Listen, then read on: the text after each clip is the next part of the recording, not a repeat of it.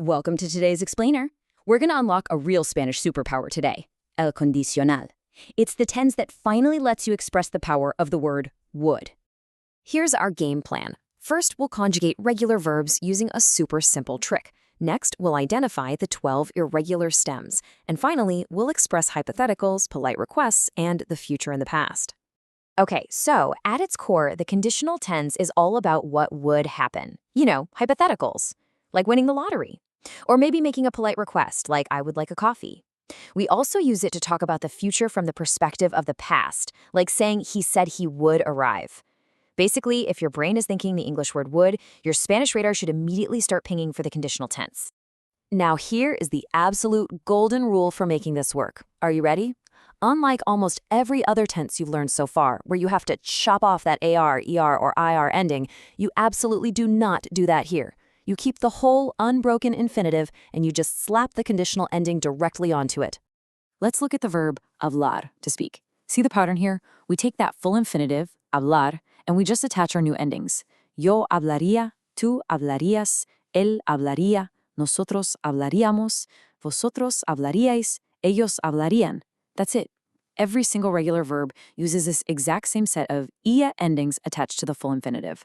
Honestly, it does not get easier than that. Oh, and quick tip. Every single conditional form carries a written accent on the letter E, so definitely don't forget to write that down. Now, of course, we do have a few rebels. There are 12 irregular stems. But hey, do not panic. If you already know the future tense, these are the exact same stems. They are literally twins. You just drop the E for verbs like poder to make it podrá, or replace the vowel with a D for verbs like tener, making it tendrá, or use the shortened forms like dir for decir. The ia ending itself never changes, just the stem. Common mistakes. Don't fall into the trap. Let's see where people usually mess this up. Let's look at a really common slip-up. Saying yo tendría más tiempo is totally incorrect. Remember those irregulars we just talked about? Tener is one of them, so you can't use that regular infinitive stem. Instead, replace that E with a D. The correct way is yo tendría más tiempo. I would have more time. Okay, pay close attention because this next one is the trickiest concept of the day. In English, we use the word would all the time to describe childhood habits, right? Like, when I was a kid, I would eat ice cream every day. But in Spanish, for a repeated past action, you actually have to use the imperfect tense. So, comía. You gotta reserve the conditionals strictly for hypotheticals. Please don't fall into the habitual would trap. All right, let's lock this in with 3 memory tricks. Number 1, the English word would is your massive giveaway for hypotheticals. Number 2, remember the whole infinitive plus the EF family rule. Do not chop the end off that verb.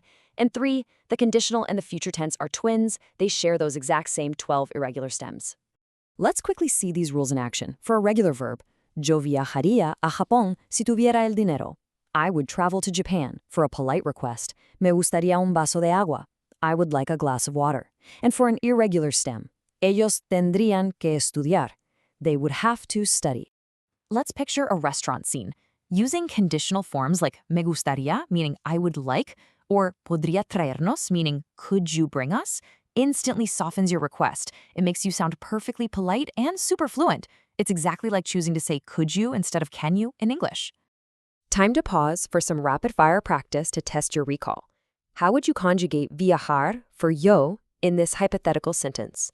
Yo blank a Europa si tuviera vacaciones. Take a second and think about it.